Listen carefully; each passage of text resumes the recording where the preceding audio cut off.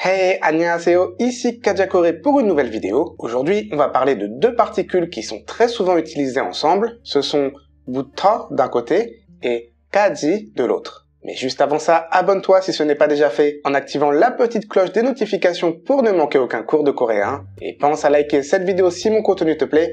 Merci beaucoup.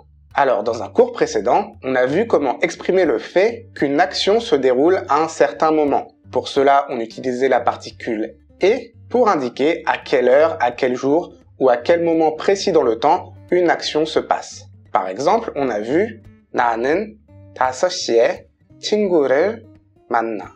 Et le et marque le moment de l'action, donc à 5 heures. Je vois un ami à 5 heures.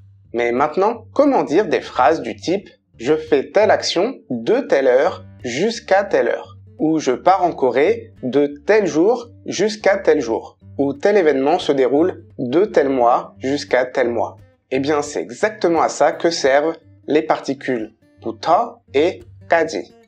Buta indique le moment de début de l'action et kaji indique le moment de fin de l'action. On va voir des exemples tout de suite. Si je souhaite dire « Minji travaille de 8h à 17h », comment on va exprimer ça en coréen? Donc, Minji는, elle commence le travail à 8h, 8시, et on ajoute buta pour dire que 8h, c'est le début de l'action du verbe. Elle finit à 17h, 5시, et on ajoute kaji pour dire que 17h, c'est la fin de l'action du verbe. Et à la fin de la phrase, on a notre verbe comme d'habitude. Travailler, 일해요, par exemple, au style poli. 민지는 8시부터 5시까지 일해요.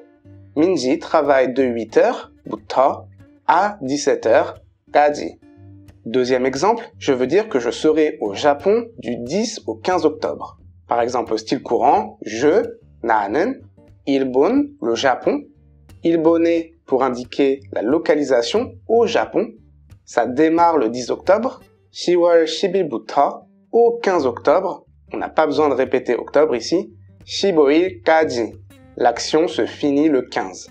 Puis le verbe je serai, être de localisation donc 있다. Au futur, 있을 거야. 나는 일본에 10월 10일부터 15일까지 있을 거야. Je serai au Japon du 10 au 15 octobre. Encore un exemple en coréen directement. 그 수업은 3월부터 6월까지 진행될 거야.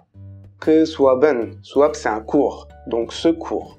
3월부터, l'action commence à 3월, donc le mois de mars. 6월까지, l'action se finit à 6월, le mois de juin.